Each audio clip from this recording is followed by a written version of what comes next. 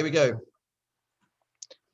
Hi, it's Mark Owen from Moose Market PR. I'm the editor of Punchline magazine, and welcome to Punchline Talks. Today I've got Jason Kalwa, Managing and Technical Director of Salus Cyber, Esther Croft, Development Director of Reef Group. These are the guys who are developing King Square and spending all our lovely money down there. We've got Neill Ricketts, the Chief Executive of Versarien, the Graphene guys, and Chris Price, Senior Partner from Tayntons Solicitors. Good morning, everybody, and thank you ever so much for joining Punchline Talks this morning. Right, let's kick off the news with Chris. Hiya, Chris. What have you got for us today, please? Morning, Mark. Well, it's been a week of two big stories, really. The first one, obviously, we had Boris's breakthrough in terms of hopefully lifting lockdown and how that's going to happen. But the second announcement, obviously, that we're all waiting for is when his mate Rishi delivers his budget next Wednesday. And I don't think anyone who's picking up the papers at the moment can't be noticing the speculation that we've got at the moment, we always seem to have before these budgets, in terms of what he's going to do. From our perspective at Tayntons, having quite a large conveyancing department, the big one for us is stamp duty. Is he going to keep the freeze that's there and extend it, which our papers are telling us that it's possible he's going to be doing until June at least. Some people are even saying it could be longer. Or is he going to do something different? But it's certainly, from my perspective, a very important budget. Not that they all aren't, but this one really, I think, is key in terms of how as businesses and how as a nation we are going to move forward in the next few months. So definitely an important one to keep an eye out on, I think. I think the thing about stamp duty and the movement of the houses, it affects so many different sectors, isn't it? Retail, you know, you're going to get your carpets laid, new washing machines, fridges, house improvements, all those different sectors it affects. I mean, it's a big slice of your business, isn't it, Chris? It is, yeah. It's a big part of the business for us. I mean, the interesting thing for us is we have definitely seen a big upturn in the conveyancing market. We had the initial downturn as a result of the March lockdown last year, where everything ground to a halt. Then there was clarity which said, look, you can move, removal vans can come into your property and to take items out, etc. The conveyancing market can continue. And we've seen a sort of upward curve since then. The interesting thing is even at the start of this month, where everyone was pointing to the stamp duty holiday coming to an end in March, we were still seeing, high numbers of instructions. So question marks there. How much is it needed? We'll have to see. But yeah, it's definitely an industry which is going to have massive implications for everyone, I think, in terms of the recovery. Well, when we come to talk about your business later on, I'd like just I know it's getting a little bit heated out there. We've talked about this before, estate agents, and there's a little bit of a bun fight going on in the marketplace, isn't it? But we'll return to that. Have you got another little story for us? Anything else in the news that you picked up? Well, the other one is, and it's something that's very close to my heart. I was quite heartened to read this morning that a maths lecturer was actually struggling with his 7-year-old daughter's maths homework, which is where he was asked whether or not there were two right angles on a particular shape. And he had to take to Twitter to find out what the correct answer was. Now, as someone who has partially struggled with some home tutoring, and isn't particularly good at maths anyway, which is why I'm a solicitor rather than an accountant, I was quite heartened to see that even a lecturer at a university is struggling with a 7-year-old's homework. So I thought that probably sums up the struggle for most of us that have at some time or another tried to dip in and out of children's homework. I'm just so glad my kids have grown up. I've got a 30-year-old, and a 21-year-old. And bear in mind, I've still got major problems with them, but there you go. Anyway, you never stop parenting, mate. It's never over. I can tell you that from just now. Let me bring in Jason. Hi, Jason. Welcome to Punchline Talks, a newbie to the show, so really appreciate you coming along. What have you picked out for us today, please, mate? Hi, thanks. I've got an interesting one. It's two stories that are in The Guardian, actually. And it's around companies and their shift to what's going to be the norm after the pandemic has got to a reasonable standard. So the Goldman Sachs boss wants everyone back at their desks ASAP. Yeah, I've heard about that. Yeah. Right, and from what we've seen from some of the industries, including mod, they're really pushing the home working, and HSBC, by stark contrast, are putting 40% at home to cut office space by 40%. And then on the flip side, thousands of jobs have been put at risk by Asda because they're pushing online sales so hard, and people just aren't going into the stores anymore. So different sectors have just got completely different patterns, and there's not one standard emerging, which everyone was hoping would be the case, I think. It's quite funny you mention it, because IKEA, which we all love to go down to Bristol for, and love queuing up and well, I actually only go there for the hot dogs, but that's a different story. But they've actually had a fantastic online sales over the pandemic, isn't it? 30-40% growth through their online sales. Is there another story you picked out there, Jason? There is. It's more of a cybersecurity one that's in the news lately. I've got a couple, so I can talk about that one, or I can talk about the Mowgli bringing their Indian restaurant to Cheltenham, which I'm really excited about. You can talk about whichever one you like, sir. I'll talk briefly about the fallout from what was arguably one of the larger hacks that we've seen in recent times, which you may or may not heard of, which was the SolarWinds catastrophe, which made a lot of mainstream news. SolarWinds is a product that's used by companies all around the world, and it got infiltrated by some fairly nasty people, and the fallout still to which isn't understood. Larger organizations like the US DoD and certain elements of national government having to just scrap entire networks and start again. Literally. I'm sorry to show my ignorance, man. I don't know what SolarWinds are. That's okay. It's a tool that's used by most large companies in the world to know what's on their networks, track performance, monitoring the health of networks, the status of all the laptop servers, things like that. And it just allows them to get good control, good visibility over everything on their network. Well, that got compromised by bad guys, which is a route in, and then they've got access to everything on a network then. Right. Okay, guys. That's the trouble when we're on the internet, isn't it? Surely it's going to be worse when, like you just said, about everybody working from home. Surely their security isn't going to be as good as, say, a big corporation working, with the expertise there. There's a coin, and there's two sides to that one. There's if people have taken the time to do it properly and push the work from home, it can actually improve security in many cases. However, given that we all rushed out at the pandemic and everybody suddenly started doing remote working when most organizations have never done it before, probably haven't got there on the security front yet. Okay, we'll come back to this. I've obviously talked about your business as well. Thanks very much for now, Jason. Neill, welcome to Punchline Talks. A man of my own heart there. We won't go too much into the rugby, if that's okay, because it dates it too much, but come on, Wales. Anyway, we're moving swiftly on. Jason, welcome to Punchline Talks. Betty, what have we got in the news? Not Jason, sorry, Neill. Neill, you did have me confused there, having told me that I was coming after Chris. We then changed things around a bit, but yeah, I mean, I've got the local forester here, which you can't see. The beauty of, but there's a lovely picture of a boar there. That was the only piece of good news I could find in the local press.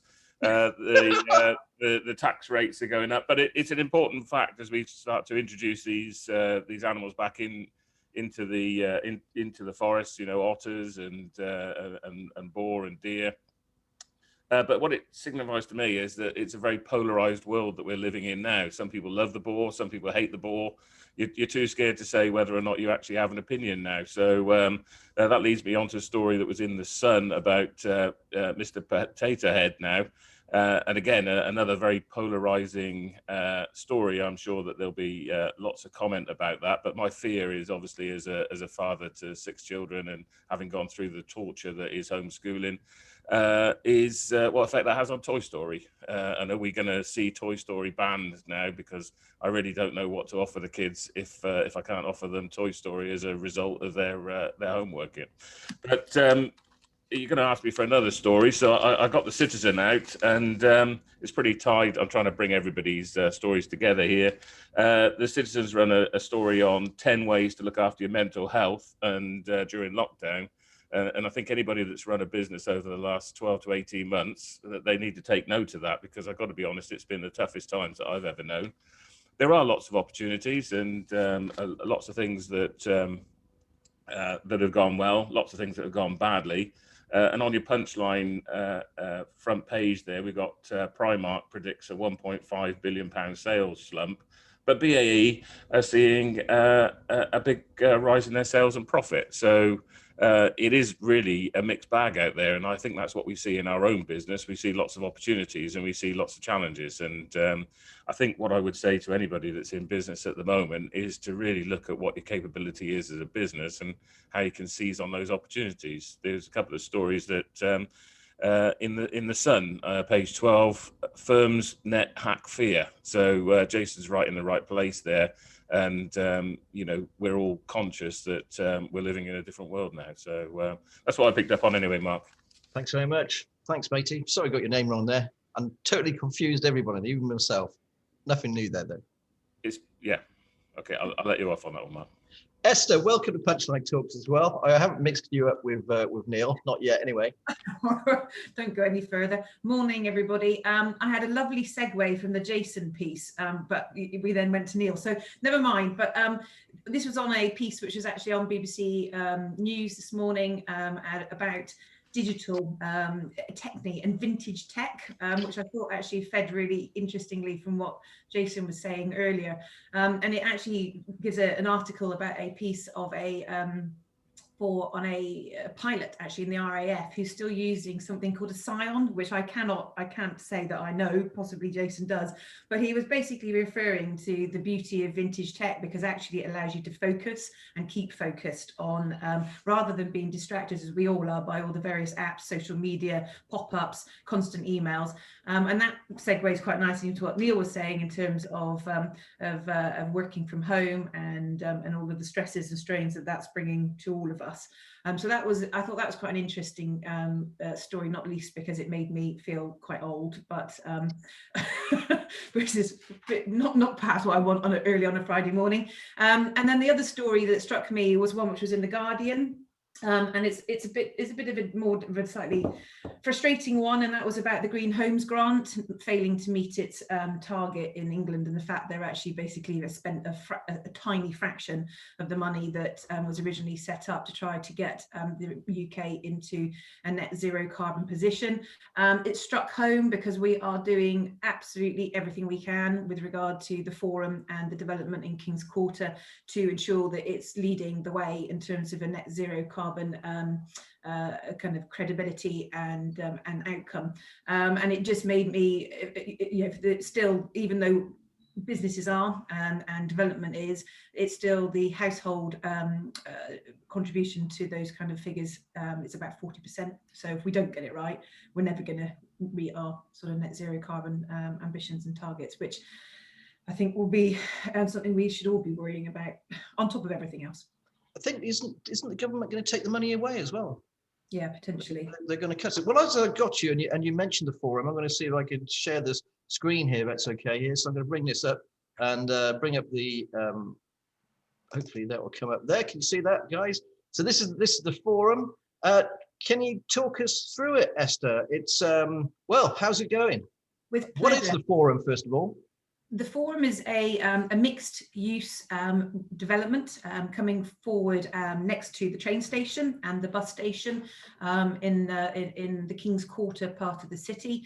It's something which I know many residents have been long awaiting, and it has taken a lot of work and effort to get it to the point that it is now. But we had tremendously good news in January when the council fully approved the £107 million investment into bringing it forward and delivering it. We haven't been working, not been working whilst we were waiting for that decision and that announcement to be made.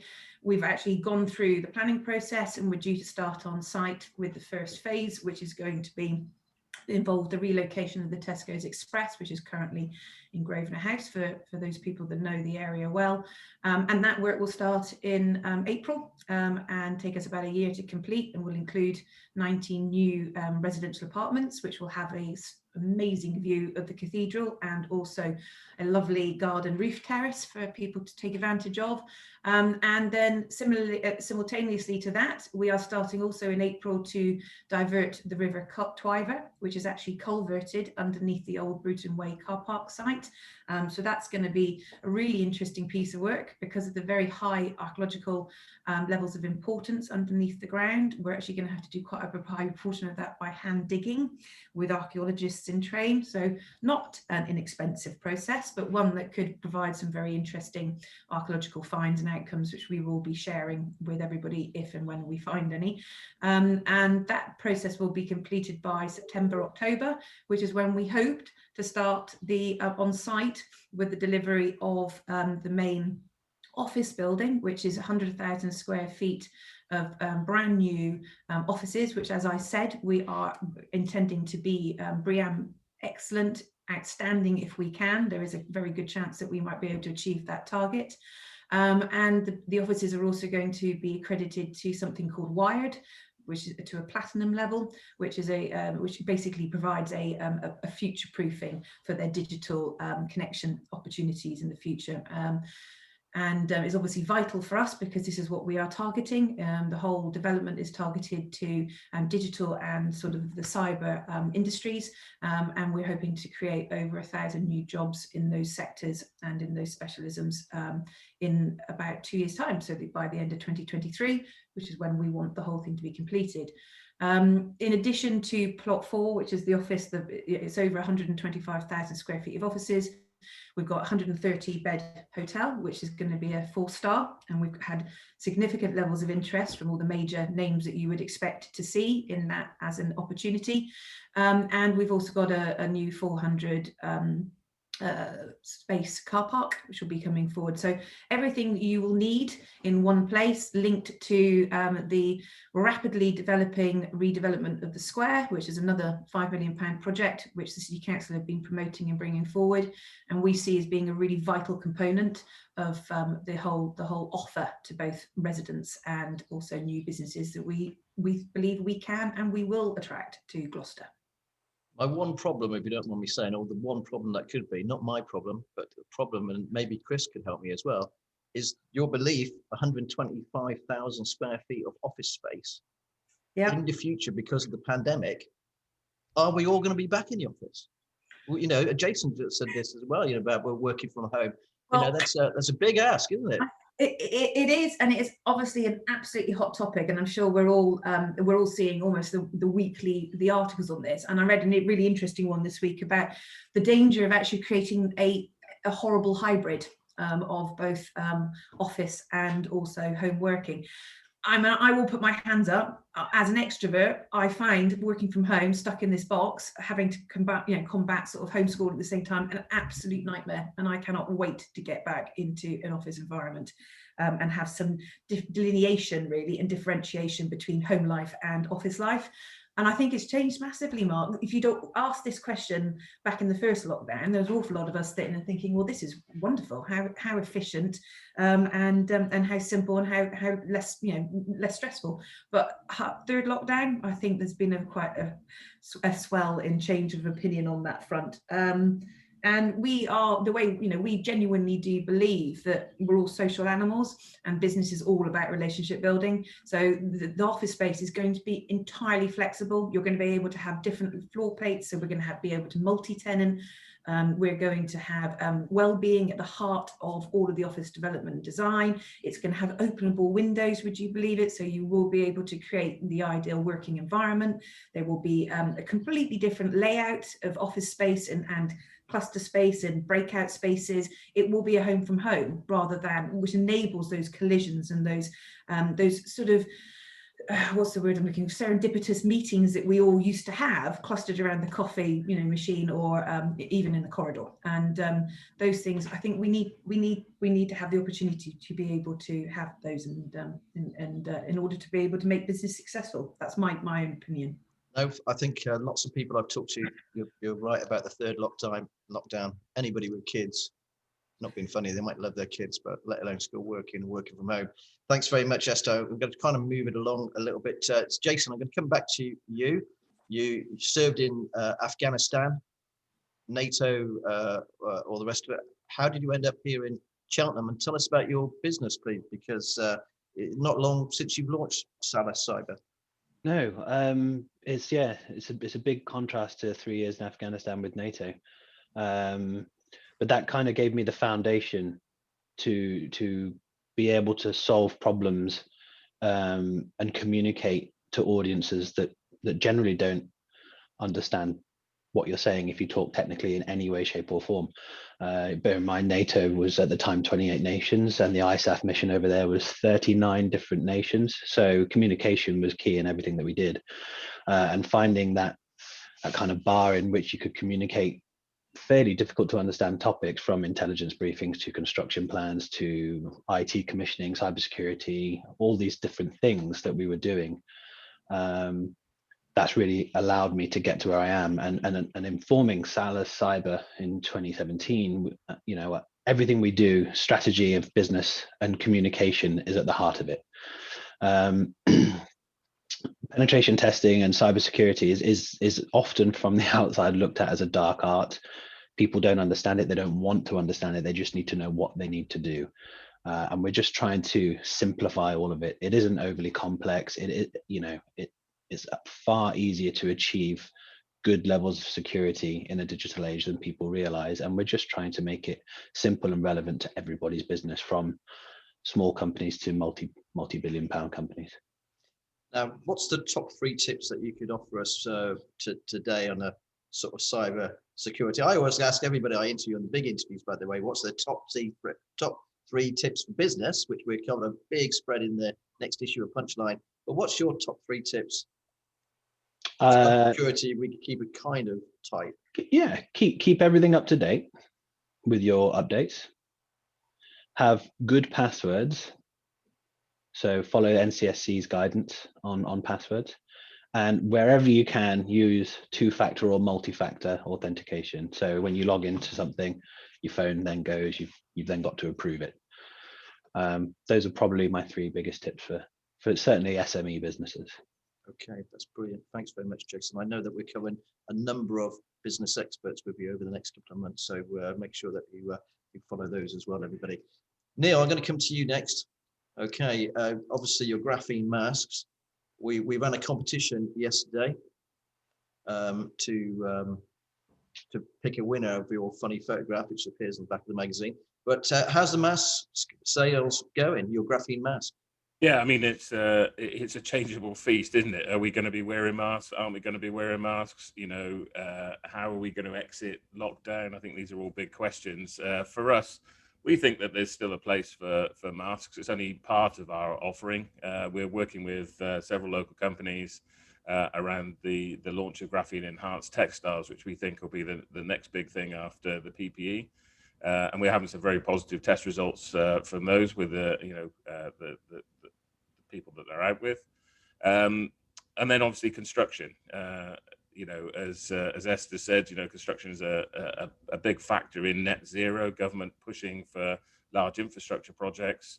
Graphene enhanced concrete, for instance, is showing some really great promise. It'd be nice to see some of that used locally, but you're talking about a 40% increase in compressive strength as a result of using this new wonder material. And if we can therefore reduce the environmental impact, especially in developing countries, of the amount of construction that's going on, then that'll only be a good thing as far as I'm concerned.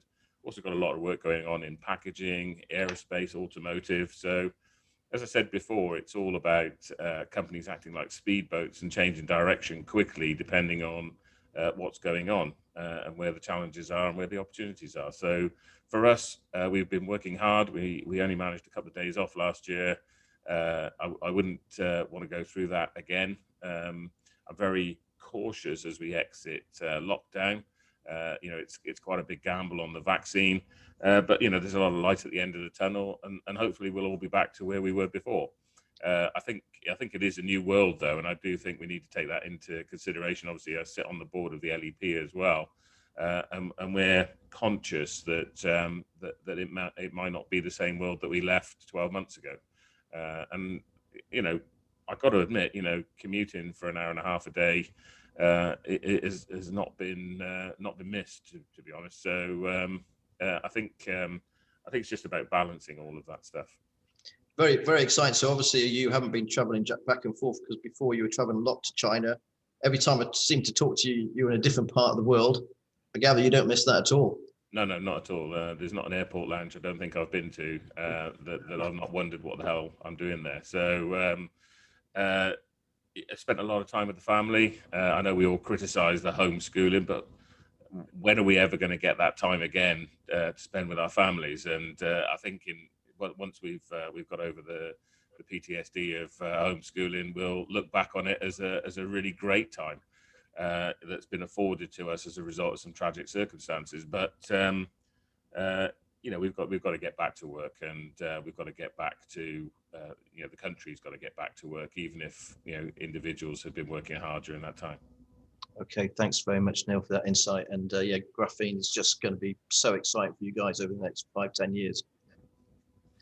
Chris, let's bring you back in, mate. Sorry, we've kind of left you out for a little bit.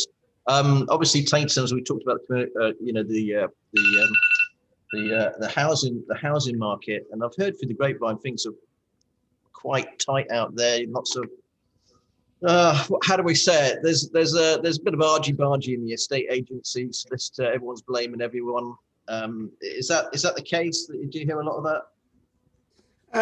I mean, it's the biggest purchase anyone's going to make, really, isn't it? For the majority of people during their lifetime, and it's often a purchase that's led by your heart as well. People will fall in love with houses as soon as they see them, etc., and quite rightly already imagine themselves living in them and wanting to move on with things.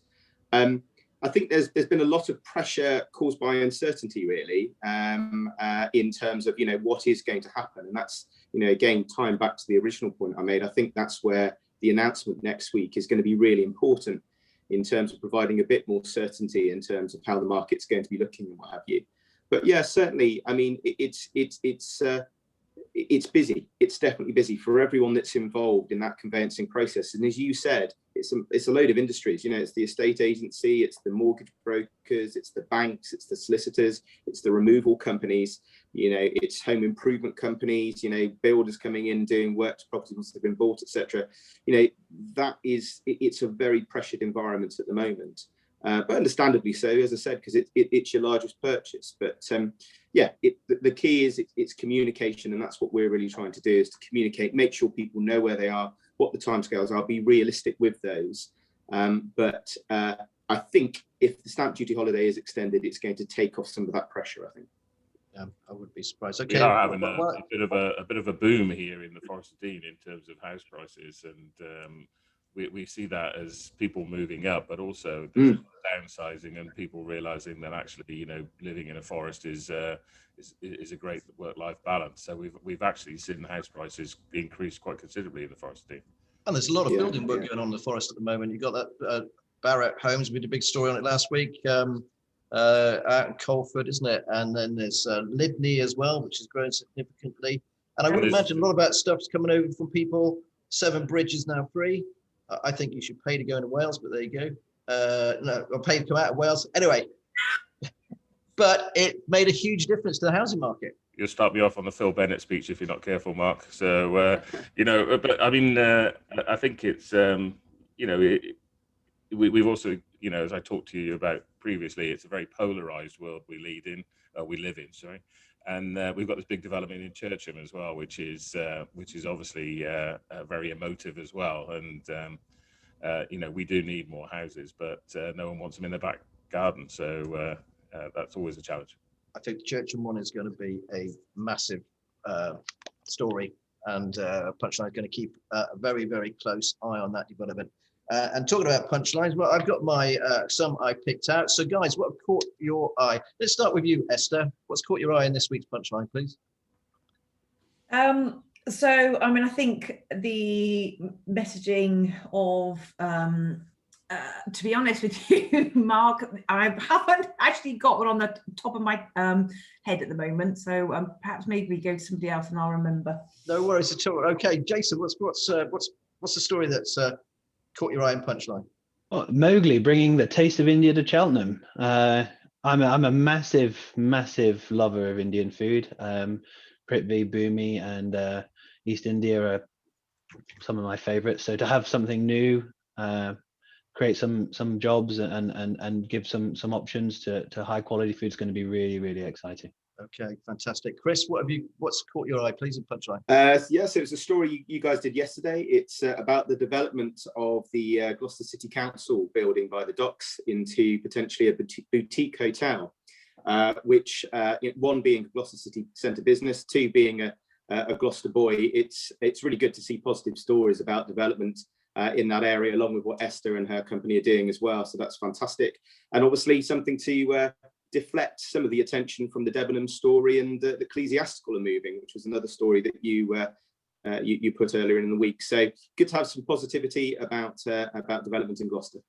Okay, that's great. It's a great story, and let's hope it Daswells can pull it off. Neill, what's caught your eye in Punchline?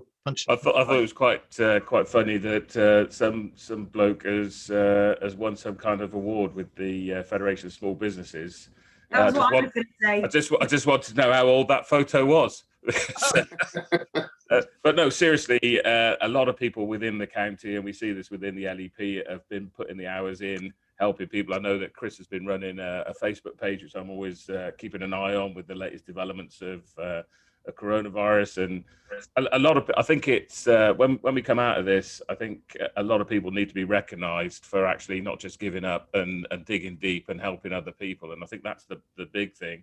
There's been a lot of community spirit as a result of this pandemic. There's a lot of people pulled together, and there's a lot of work been done. So I'd like to honour you, Mark, as you said in your own magazine there, but I do recognise the effort that's been put in by a lot of people. That's really kind. Thanks ever so much. It was nice to be recognised by the Federation of Small Business as well, and especially for my team.